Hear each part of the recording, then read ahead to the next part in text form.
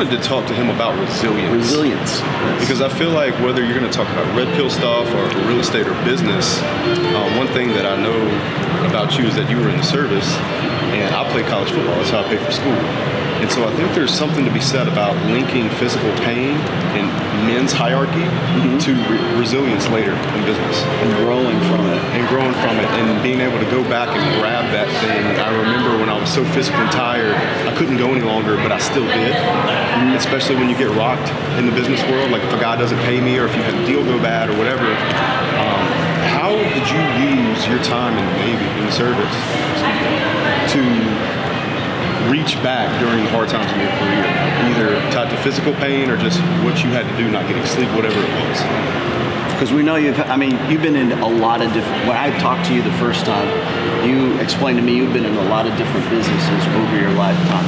And not all of those have been successes, but you had to come back from those in some way. And I think the heart of what we're trying to get at is a lot of guys today who don't have a purpose. They're like the Lost Boys generation, and they have no frame of reference of coming back from a failure or coming back from a bankruptcy or coming back from a defeat. Taking a hit. Yeah, taking a hit. So we want to get your opinion, get your. Well, you turned me on to it. I didn't realize that testosterone was going down, income was going down. And I noticed women coming up. yes, that's what I talked about last night, as a matter of fact. But the other thing that you woke me up to personally was what are the rules in your head about relationship. So that's why I always say that my rule was if I never cheated, my wife should stay with me forever. But that was a mistake. It didn't mean I didn't cheat on her, but I stopped growing. Yeah. Do you know what I mean? That was shit. So those are lessons that they're like life changing. So Kim and I spent Christmas through New Year's together. I didn't get divorced. Because I was kind of hanging on, hoping and praying, and all this stuff. Out of here. How are you doing? How are you doing right now? Like, I'm doing really good. Good? Yeah. I'm doing better than ever. But I think that's the resilience part, Jay. So it's if Kim hadn't have left, I wouldn't have gotten healthy, and I wouldn't have written Capitalist Manifesto. It's my best piece of work ever. It's out now. It's out now, right? It's out now. Is it out now? Has it been published? No. It's I can't find paper. I can't find paper. I'm glad you bring that up, though, because a lot of times I think young men get a little bit confused when they take a hit or they take a blow. They think that's it, but oftentimes, like you're saying, there is an opportunity because you got in shape and you made another. Yeah, you turned it around. I got strong. Right, and that's what I think guys miss a lot of times because they never get forced into kind of some kind of physical situation or they don't have a dad around. They think the bad event is what defines the situation, where you can clearly see here what he did is he took the bad event and he created health and more production from himself. And that's what's really important that I would want guys to understand is like just because you're down right now, you have an opportunity to be a hero. There's no movie that anybody's ever watched where the hero has a great time the whole time through. There's always a down moment in the story. What were some down moments in your career that you had to raise and get back? The hardest one was Kim leaving. Yeah.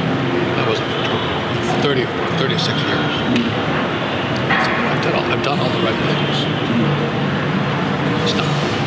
You played by an old set of rules. How would you play that differently? And would you do anything different? Would you do anything differently? Fuck like a dog.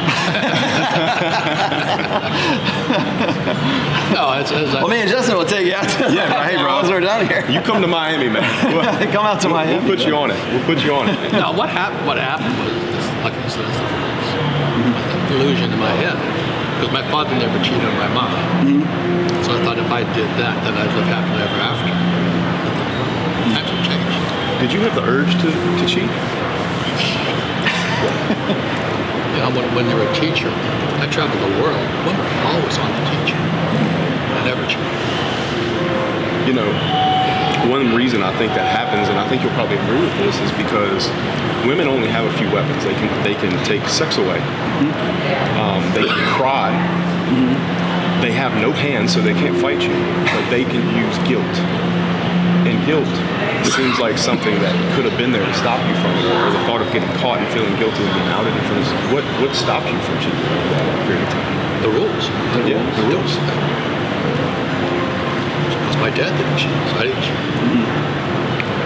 So my father was like 6'4", for Japanese, that's tall. For anybody that's tall. And every year, all these school teachers would come to Hawaii, California. And he was the head of education, so he'd stand there, there'd be like maybe 1,000 women school teachers. And here's my father, 6'4", the boss, and all these young teachers are hitting him. I used to watch him. That's for me. But he took me out and he says, I don't cheat. I never cheated. And so that kind of sank in for you. Huh? That really sank in for you. Oh, yeah. Like, you learned that lesson. This was poor dad. Yeah. He was a good man. But that's when I came across your stuff, I'm going, okay, I got to rethink it. But I think the bigger problem is I've never met such men with vaginas. Yeah. I can't believe how weak men are. And women, too. I mean, there's... Do you think that that's sort of a generational change right now, like the millennial men versus like Generation Z men versus like I'm Gen X, clearly the baby boom generation. Do you think there's a generational shift in there? Well, you woke me up to a point because I started noticing men are not as strong. And then some of the young women are bitching.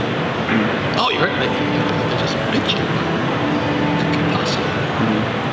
You hurt my feelings, you did this, you did that, so there's a weakness of character. So. Whereas my wife, Kim, she was freaking tough as nails. I was talking to somebody. I was talking to Chris Voss, the negotiator. Yes, I know Chris. I've met Chris. Yes, Yeah, yes, we know Chris. Fabulous guy, man. Yeah. I was talking to Kim like a Marine, and she thrived with it. Most women can't take it. So Kim got stronger and stronger and stronger. She was tough as nails. She was really tough. Beautiful, kind, and I mean, some women, they were so weak. So I think that's kind of the issue.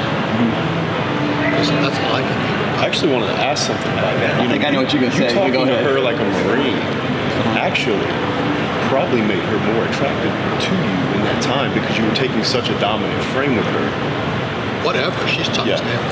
Yeah, but she took it. But she was probably attracted to it very much. You told, and I forget where I saw this video, but you told a story about how the first time you met Donald Trump and what Kim's reaction was to Donald Trump as far as like the way he was speaking and how she was just like, that's a man kind of thing. Can you tell us that story real quick? Well, Donald Trump and I became friends because we're doing kind of like these George Gammon events all over the world. I mean, I travel all over the world with Donald speaking about real estate.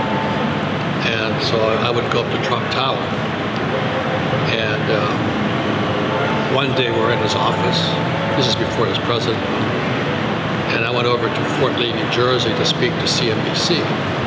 At CNBC, they had beautiful, she's on CNN now. I forgot her name now. And so I come back and Trump goes, well, how is she? I said, what do you mean? I won't mention her name, but she's now on CNN. And he goes, is she as hot as she is in person as she's on TV? And I go, yeah, she's pretty nice. And Kim says, but Donald, you have Lottie, the most beautiful woman on earth. He says, yeah, but I already fucked Lottie.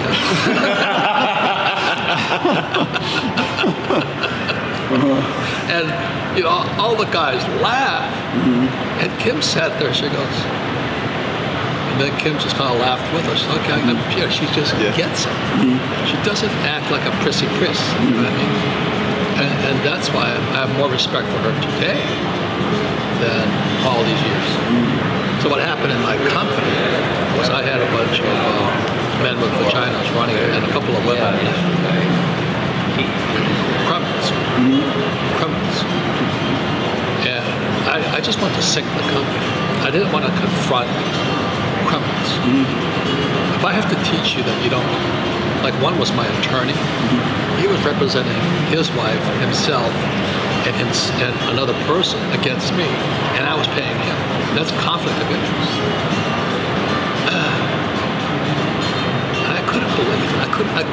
sounds so naive, but how can somebody who's an attorney, and she was a CPA, be so dishonest? I just couldn't. That's how naive I am.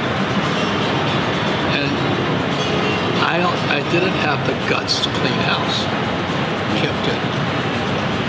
She's a difference. Yeah, she cleaned the house. And she cleaned the rats out of the rat's nest. That was, but she does it with grace, charm, and dignity, very professionally. And my problem is, after 4 years of military school and 6 years of Marine Corps, I just shoot. You know, I can't control my temper. So I just rather back off, sink the company, start. But Kim actually kept cleaning the houses up. So I talk about resilience. She cleaned it up at the right time. She cleaned Rich Dad up at the right time after having 4 criminal leaders run the company. 4 criminal CEOs. I mean, criminals. Dishonest as hell. They just suck cash out of the company. Because I can sell. You know, money pours in. I go on the road, money pours in. And they just took the money pocket. I just didn't want to confront the rat's nest. And Kim did. She cleaned house. She cleaned house. She also kicked me out at the same time. Because I'm had it with you. And the Rich Dad company is stronger than ever before. So that's resilience. You know, with the company. She put the company in position. So when this COVID hit, our biggest problem right now is too many. You know, we usually don't pay taxes. We can always offset income with debt and taxes. We can always offset my gain. How do I make as much money and not pay taxes? How do you get good debt? How do you get good debt and put that money into good debt? Well, it's more than that. You got the tax law. Except for what that guy was saying, that economist just now. He says you really got to have that banking relationship because debt is money, and they'll never tell you that. So if I make $1 million, I've got to borrow $5 million. So every time I was making $1 million, I'd be borrowing $5 million, $5. And as long as I kept that ratio 1 to 5, income to debt ratio up, paid the taxes and made fortunes. But my CEOs, the 4 I had, didn't understand that. But there are accountants and attorneys who went to school. They're not smart people. They're not entrepreneurs. So they have to steal. So I give Kim a tremendous amount of credit. She's tough as nails. She's beautiful. She's soft-spoken. Everybody loves speaking to her. She just cleans house. And that put Rich Dad in the best position ever. So today, I'm having a hard time covering that 1 to 5 ratio because, you know, if this goes up 10, that means I've got to borrow 50. And so it's getting harder to find projects to offset that much income. So income is always offset by debt. Now, what would you have done differently in that situation? Is that something that was a catalyst that sort of put a wedge between you and Kim at that time? No, not really. I mean, it's you know, this little iPhone here. This thing's the most powerful tool ever created for anybody. Well, like any tool, like God, you can use it to defend yourself. You can also use it to kill yourself. And most people use this thing to kill themselves. They listen to garbage on YouTube and TikTok. I don't have any idea what they're wasting their time on. Do you know what I mean? Are you on Instagram? No. You know, all I'm doing is I listen to you, I listen to certain people, and I'm constantly staying current. I don't like wasting my time. So this is the most powerful tool. So when I have a problem, that means it's the time to learn something. That's all it means to me. So if I don't know something or I'm making mistakes or I'm losing money, I think it's like God tapping me on the shoulder. So when I had a blow up with Kim, I said, I better change. I mean, the economy's not going to change. The world, Kim's not going to change. I got to change. So I've met Chris Voss before, the FBI negotiator. And I read, our company studied his book, Never Split the Difference. Yeah, I met him. We did a seminar in Atlanta. Yeah. It's great. Good guy. Fantastic. And I had to learn to negotiate. But negotiate with respect and kindness. Not like a Marine. Yeah. Like a late night DJ. Yeah, late night DJ. Yeah. But he doesn't respect. It changed my whole life. Accusations, audits, things like that. Yeah, I studied the book. You need to start with no, get them to say no, say no. That's when the negotiation starts. Yeah, you want them to say no. And that's right. That's right. And I was like #1 in sales for Xerox. So I did a tie down.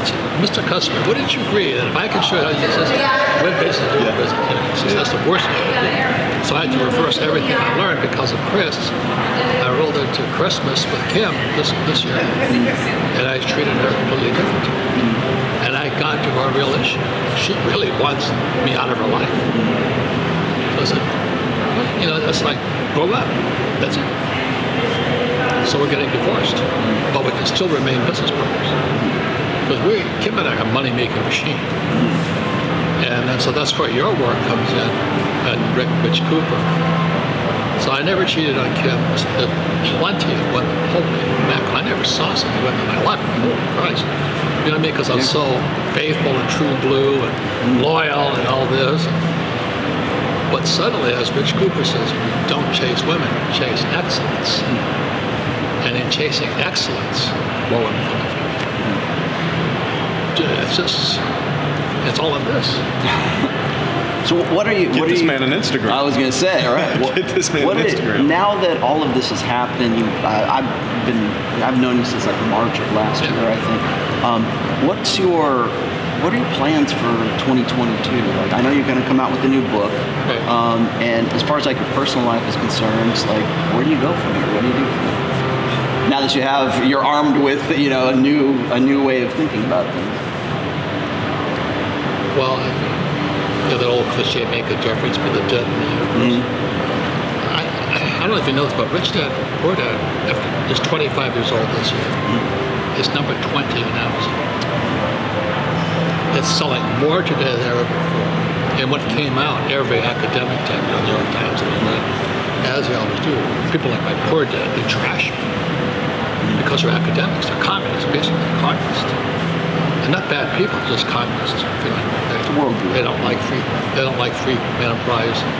They believe in labor unions. They believe in equality. It's not my cup of tea. I'm a capitalist. So anyway, so my job is to continue my financial education, and so I've been having a great time going back to teaching. So it's September 19th, and Kim's going to help me teach it because of you guys. Oh, really? Okay. No, it's chase excellence, don't chase women. So I started teaching women about what it's like to be an entrepreneur, how I invest with debt and all this stuff. And women were interested. So Kim and I are doing a workshop together, teaching all these beautiful women how to be entrepreneurs and investors. I'd come work the event for you if you need somebody. If you need somebody you need to some help for that. But I think it's more than midlife crisis. It's late stage crisis. I'm 75 this year. There's more women after me. I'm having more fun. My health is better. And I'm being more influential. I have to be careful because I'm taking on the labor unions. My father was head of the teachers union. I mean, I know you guys watch Fox. It's the teachers union, the most biggest communist organizers in the world. My whole family are communists. They believe in labor unions. I'm like, are you kidding me? That's your freedom, but don't take my freedom away. And they're in the labor unions, they're bringing in critical race theory. I don't have any problem. You think that,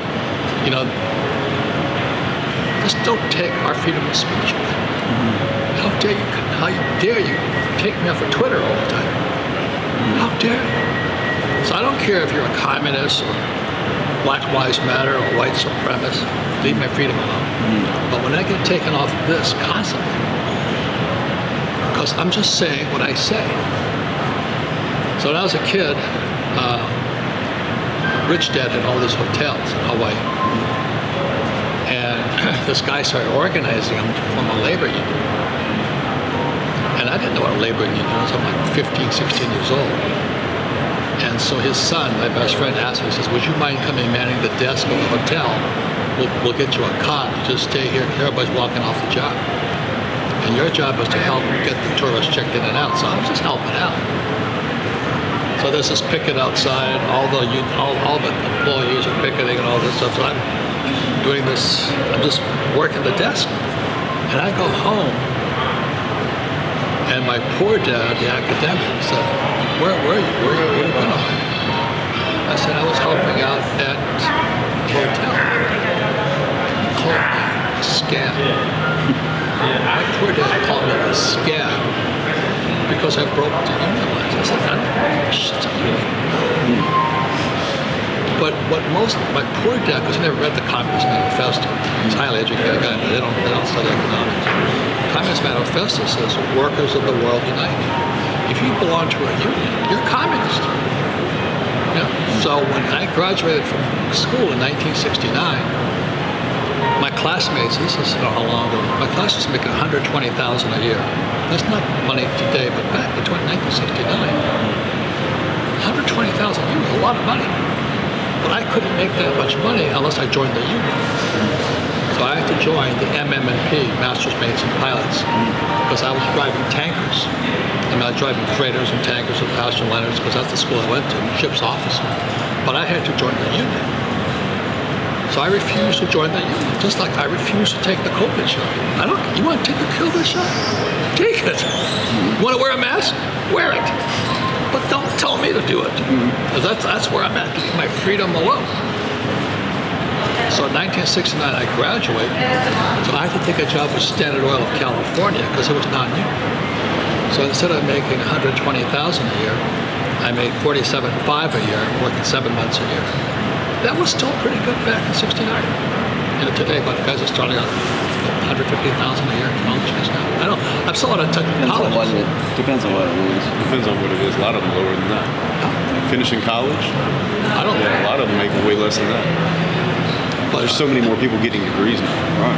Yeah. So it's diluted. I got one question for you on this. So one thing. Okay, go ahead.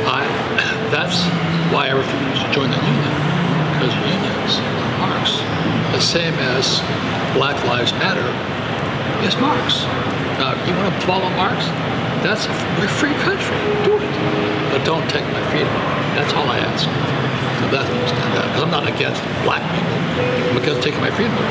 I have a question for you, because this was part of my talk yesterday. We're at the Rebel Capitalists, by the way, in Houston, Texas today. We're over Kiyosaki, just so you guys know. But I did a workshop yesterday, and Justin was there with me. And one of the points I brought up is that the sort of world economic system right now is more or less in the hands of women for the first time in history right now. So if you look at, Marx said that would happen. Exactly. You've got Janet Yellen, which I'm sure you know Janet Yellen. Yeah. Okay.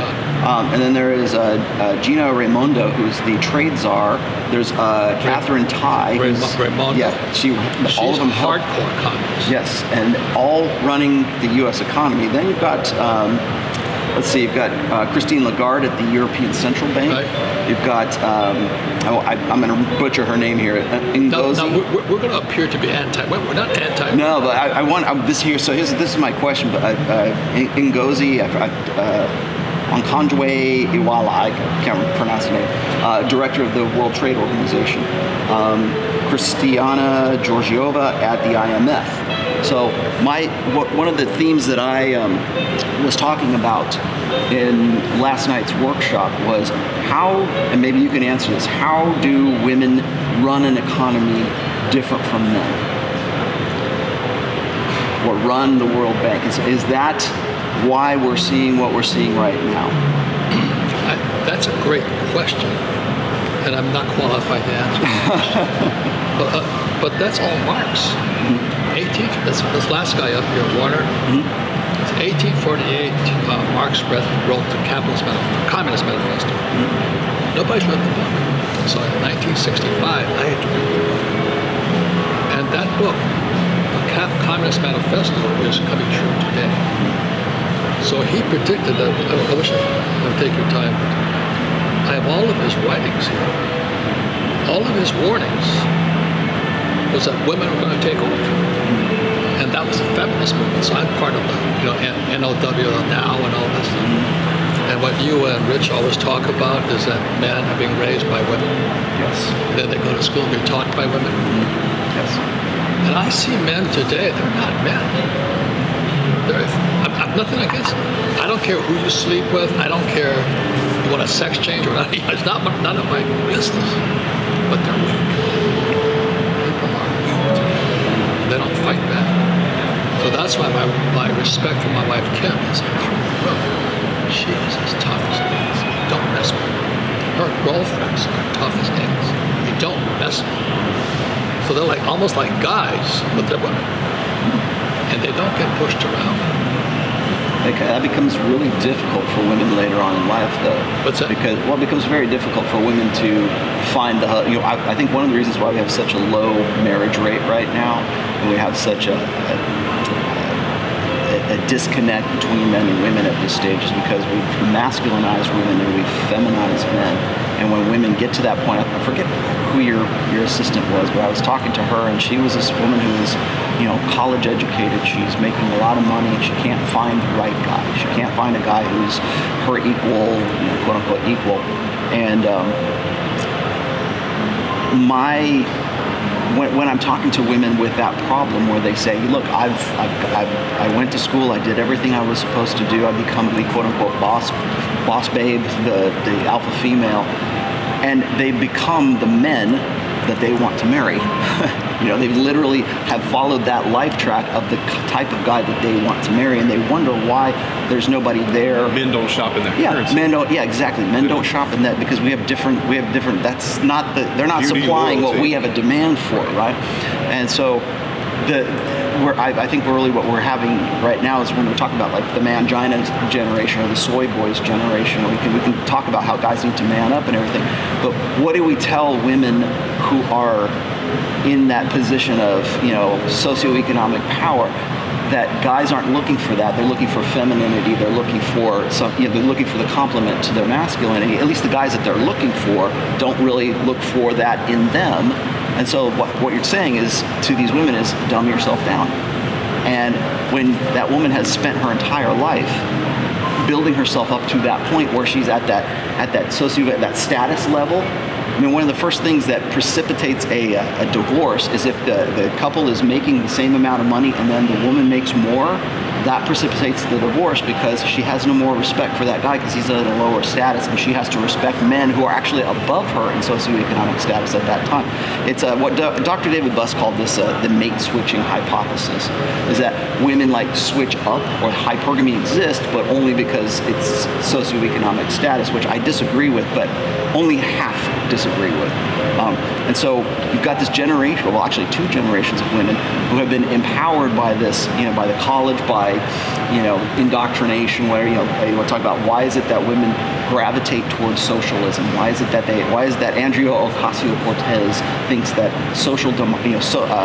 democratic socialism is a good idea? Well, because that's sort of the feminine mindset. They're looking for that collectivist, communitarian psychology that women subscribe to. But when those women get into positions of power, how do you tell them, well, you're not going to find the right guy because you need to dumb yourself down? You need to not be who you are right now because the type of guy you want to get with will not be with you. And that's, you want to talk about the disconnect between men and women in the sexual marketplace right now. That's a big issue. And it's also a socioeconomic issue. See what you did to me? No. See what you did to me? I'm thinking about other things because I know you now. Every time I have Rollo on my radio show, I get hate mail from my own company. And from who? And who gives you that hate mail? No, but because of you, I started going down another rabbit hole. The Communist Manifesto says the rise of women. The less the skill and exertion of strength implied in manual labor. In other words, the more modern industry develops, the more is the labor of men superseded by that of women. This is 1848. Marx was writing this. This is differences of age and sex no longer have any distinctive social validity of the working class. All the instruments of labor are more or less expensive to use according to age. Basically, he says This is 1846, 1848. 48, Marx would say yes. women are coming up. I got another anecdote. amazing. Yeah, I got another thing attached to that too. In 1848 or 1849 is when they have the Seneca Falls convention, which was where really the birthplace of feminism started, and that's where they came up with the here's our list of demands. It was in I believe it was 1848. It was a community, right? Seneca Falls 300, a convention of Seneca Falls, Yeah. and if feminist historians say that's where the suffragette movement started right then and there. So it might be that, and I know for a fact that Marx was very complimentary, let's just say, with the suffragette movement at that time, exactly at that time. That follows. Yeah. Yes. So the Communist Manifesto was 1848. It's coming true now. So I wrote in my book, Capitalist Manifesto, 2020 was the year it happened. That's when they started requiring vaccine cards. And I don't know if you've seen this here. This is my driver's license. There's a yellow star there. That's how Hitler got the Germans to kill the Jews. That if you were a Jew, hit the yellow star. So one day I go cruising down to my Phoenix Police Department. They're going to this guy. I said, "Why do I have to have a new card?" They go, "Oh, just take the card." I look at it. There's a yellow star. And so I tried to tell the woman who was, government bureaucrat. I said, "That's what Hitler did." She goes, "They don't know. People are so uneducated as to what's really going on in the macro. You know what I mean? The macro. So my book is in 2020, Communism. Marx said it would go democracy, followed by socialism. Socialism would make the middle class very happy. Then socialism started in 1930 when the Frankfurt School sent teachers over to Columbia University Teachers College. And that's how communism spread to the U.S. school system. And then he said stage 2 is when they'll make you wear the stars, vaccine cards, Trump's election got taken, and stuff. And so that's why I write. Well, wasn't all. Robert, I have a question. Knowing everything that you know about what's going on and the life that you live, if you could rewind the clock and you were today 35, how would you play your hand in your situation differently moving forward in 2022? Well, I'll just say this, the advantage people have now is this. I didn't have this. I still don't know how to use this damn thing. My brain does not compute into this thing. So this is the most powerful tool you've got. You have the best access to the best teachers in the world. That's how it can come across you. That's how it come across Chris Fox. But there's also some little dorks in the damn thing too. Yeah. Would you choose to get married and still buy real estate? Would you do anything differently? You'd invest your time in It's both not real estate, it's debt and taxes. Look, it's not real estate, it's debt and taxes. In 1971, Nixon took the dollar off the gold standard, and the U.S. dollar became debt. In 72, I was flying in Vietnam. And I'm watching all this. I didn't even want gold dance like that. So I flew behind enemy lines in Vietnam to buy gold. My education began into the Federal Reserve Bank. The Federal Reserve Bank is Marxist. If you read Marx's work, that's the last guy that was talking about. It's a central bank. And what the central bank has to do is put the smaller banks out of business. When they put the smaller banks out of business, then the small entrepreneur dies. And then we go to stage 2 of communism. And it started in 2020. Which is them helping big business as the smaller businesses die? What does that look like? They're killing off businesses, right? It's the frightening thing, if history is any guide, throughout history, it goes to socialism, and they give everybody, so the middle class is happy. Like they gave all these guys stimmy checks, and everybody's happy and all this.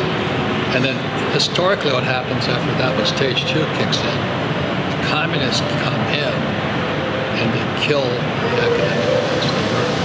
So the murder rate from communism from socialism to communism is in the hundreds of millions. So I'm not hoping this doesn't happen, but if history is any guide, the murder of the academic elites is about to start next. but if that's history. If it follows. Okay. So my thought is this: get educated. Listen to people you share philosophies. If you think everybody should join a labor union and become a communist, I would never join a labor union. Not because they're bad, it just doesn't fit me. They come after us when we go up in the Northeast. I get phone calls. They'll call the Because number you're on in the side of construction. Yeah, Yes. Yep. So we're private shop, and they get fucking. They'll cut our tires. Yep. They'll go on our job site Yep. and cut our fucking Yep. racing. Yep.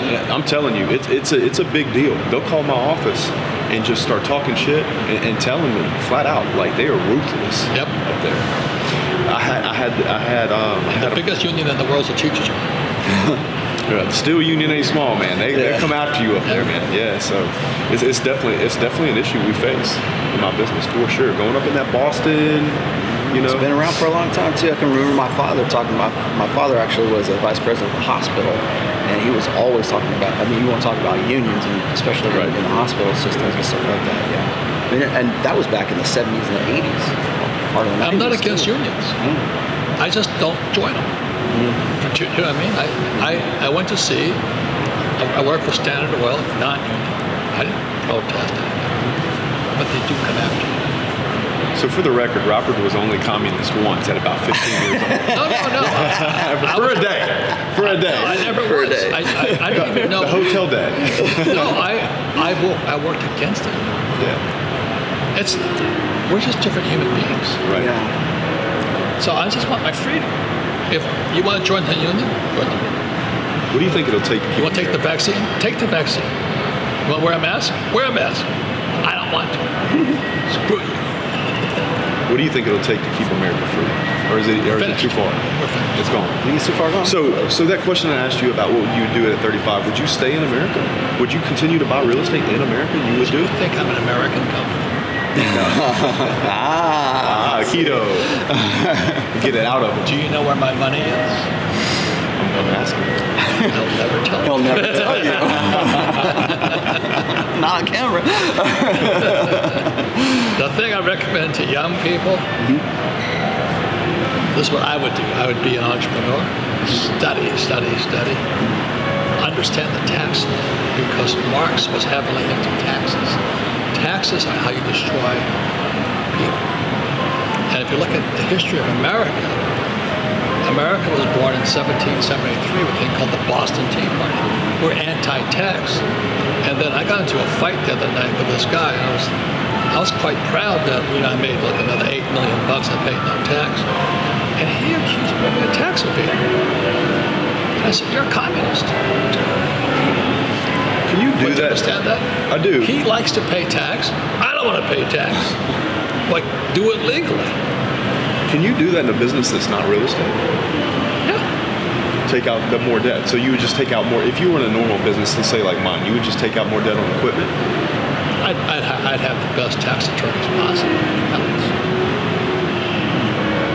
You know, I Good give, debt versus bad debt. Yeah. Right? Well, I give, Well, in his business, he can buy the property. yeah, you have to understand tax law. my friends, my tax accountant, Tom Wheelwright. Yeah.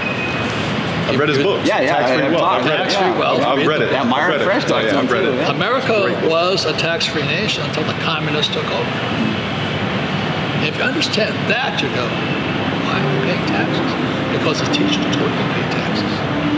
The 1619 Project and all this, the real founding of America as a slave nation. Where did they come up with that stuff? It's emotionalism. It's what feels good. It's what tastes good. I mean, it's very similar to what I talk about when I'm talking about trying to be empirical and using data sets and using, actual empirical. Here's the facts, right? Let's interpret the facts rather than it doesn't feel good. It doesn't feel good Amen. to me to have Amen. whether it's critical race theory, whether it's feminism, whether it's whatever your pet ideology is. You have to separate the emotional investment from the actual, empirical facts and data right there. And I think that's where we're at in the United States right now. I think the difference is we're having an emotional argument and we're trying to use rational, reasonable data with people who are not interested in having, they don't win the debate by by your facts. They win the debate by making you look like a bad guy. They win the debate by making you like, who hurt you, right? That's why, like, who hurt you? How did you get to this point? Because everybody doesn't believe the things that you do. So it's like this belief argument versus this factual argument, and we end up talking past each other to the point where we get into conflict. Yeah. It's postmodernist, which is Marxist. And that's what the Frankfurt School brought to Columbia University, which is a completely criminal organization, communist organization. They don't know it. They're Americans, but they pay taxes. They support this, and postmodernist education is built on opinion and emotions. And when I look at your financials, these are the facts. I made $6 million. I had to raise $30 million to pay the taxes. Those are the facts. Oh, you're cheating the government. I said, no, that's your opinion. Everything I do is legal. Playing by the rules. Those are the rules, right? Which goes back to your other point, is educating yourself. A lot of these people are emotional, yes. Yes. But the second part is a lot of them don't know. So reading Tax-Free Wealth, which I've only read. That's Tom Wheelwright's book. Yeah, Tom Wheelwright, Tax-Free Wealth. It's on my desk. I gotta put you in touch with Tom too. It's a great dude, man. It's an incredible book, man. He talks about it all the way to the end and setting up the trust for your kids. It's fucking beautiful. The book's beautiful. But the point here is this, as I always say this, all coins have three sides. Heads, tails, and the edge. And intelligence is standing at the edge. The moment you go emotional and you go opinion, you're no longer on the edge. And that's why I said, you love paying taxes? Help yourself. I don't. But don't call me a criminal because I don't want to pay taxes. I do it legally. Well, it's been a great conversation, my friend. It's good to see you again. Keep the good work. Again. Thank you. Proud of you guys. It's nice to see the younger generation coming up. Yeah, and I'll tell you, man. Every time I get to sit with you for another, I only needed you for 20 minutes, but we went for almost an hour right now. Once we get rolling, then we get the conversation. It's the most exciting time to be alive. Yeah, it is. It really is, especially now. I think I see a lot of opportunity in 2022. Quite honestly, as long as you're smart, as long as you're informed, and as long as you're paying attention. Yeah, yes. and don't lie, cheat, or steal. As long as you don't lie, cheat, or steal. It's like I never cheated on Kim. So I didn't have to lie. But then I missed the lessons you were teaching. We'll get into that in the next episode. That's a different topic. That's a different topic. I became this big fat beta, and she kept getting stronger. Yeah. Yeah. So I paid the price, but it was a good lesson. That's resilience, and I got better. So she says, "Go have all the girlfriends you want." I said, "Opportunity knocks, my friend." You know what? Justin can help you with that. I can help it. I'll tell you another thing about that, man. You take her up on that, and she might change her tune. She already is. Yeah. What'd you say? Yeah. Correct me if I'm wrong, but when you started reading my book and you started behaving differently with Kim, things kind of changed as far as her mood and her attitude. Well, what you did for me was give me some testicles back. Who they are? I went from beta to testicleless. Yeah. Yes.